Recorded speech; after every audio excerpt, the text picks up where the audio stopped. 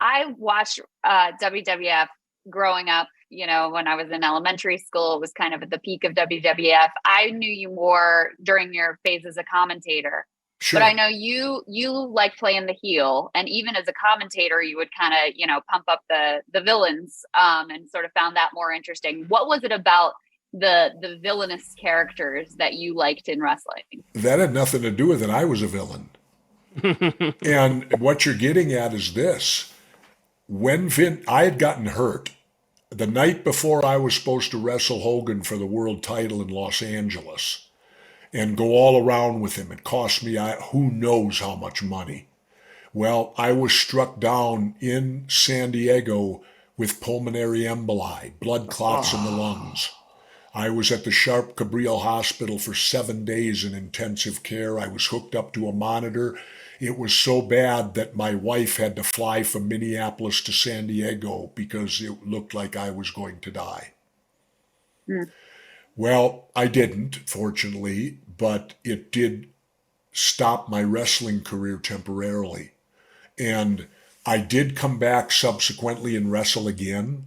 But during that time that I was out, Vince McMahon came up with a brilliant idea. He called me at home and he said, Jesse, before you come back and before you can physically get back in the ring again, he said, do you think you could do color commentating on the mic? Because he knew I was a talker. And I said to him, absolutely, I could do it, Vince. He said, and it was Vince. Let's give his credit. Vince goes, I've got an idea.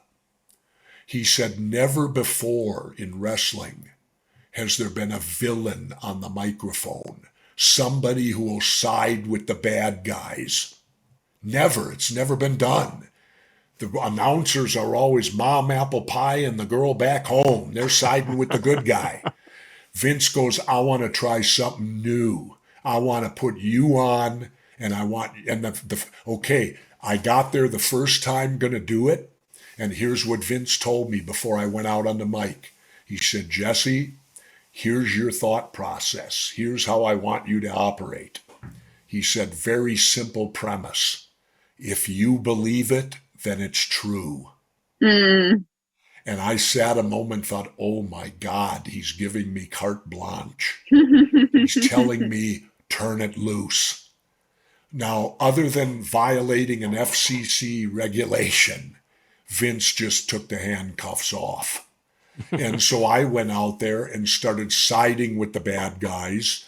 I started explaining to the public how intelligent you had to be, because in my day there were rules. The thing wrong with wrestling today, there's no rules. You can't break a rule today because there are none. But in my day, if you threw someone out over the top rope, that was disqualification. If you pulled somebody's hair, that was against rules. Well, what I did, I showed how talented the villains were hiding that from the referee and able to get away with it.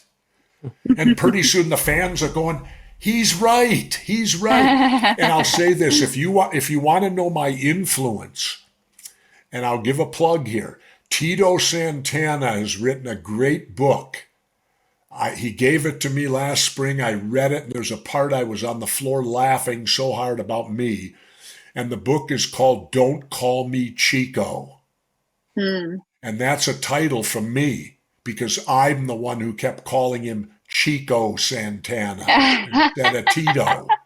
That was my thing, to mispronounce people's names on purpose to show they're irrelevant.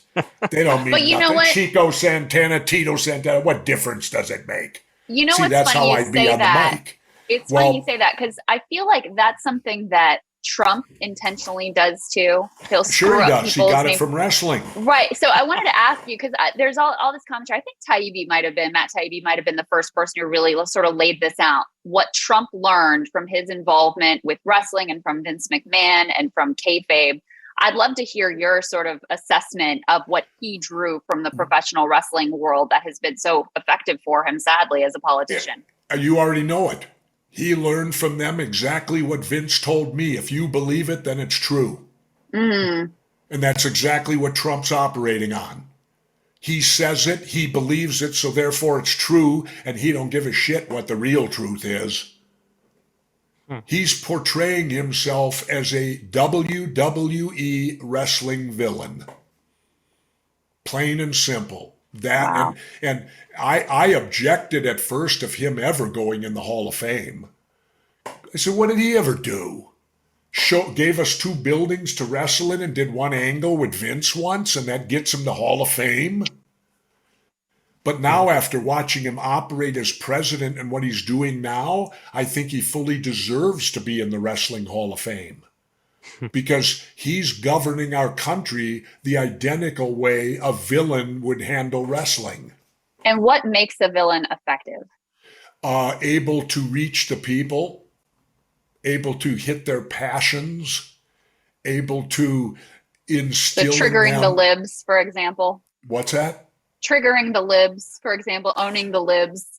Well, and getting people and angry, for him, riled up. And for him, the far right. When I won my election in '98, Donald Trump came to visit me. He flew in on a jet to meet me. And you know what? He was pro-choice then.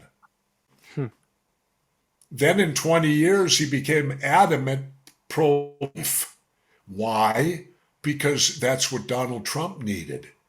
It became very clear to me very early on, Donald Trump does everything for Donald Trump. Wow. End of story. So when he says he's doing it for us or doing it, he's not at all. It's got to do with what is best for him. Because I've seen him change his spots in a mere 20 years. He went from supporting Democrats financially too, to now he's the ultimate right wing and he found the Lord. You're gonna and they've embraced him. Here's what I always liked. Now, what would the right have said about Barack Obama if Barack Obama would have had children from 3 different wives? What do you think the right would have said about him if he'd have ran for president and had fathered children from 3 different wives? And yet the ultra-right, religious right, just embraces Trump like he's the long-lost soul who's found Jesus. After violating every religious code in his whole life. When Donald Trump holds up a Bible, it's laughable. It's like me holding one up, and I'm admitted I'm agnostic atheist. Same here, brother. But I admit it. I'm not going to hold the Bible up and tell people that, I live by this book. What you just saw is a teaser clip. If you want to watch the entire podcast with the wonderful and interesting Jesse Ventura, please sign up on Substack. It's $5 a month, and it gets you the video of all the Krystal, Kyle, and friends, and it gets to you a day early. And for everybody else, you can listen for free. Just sign up on Substack, the free version, and then you'll be able to listen to it for free. Remember, guys, we don't take any ad money for this podcast, and all the money that we raise for the show is directly from you guys, $5 at a time.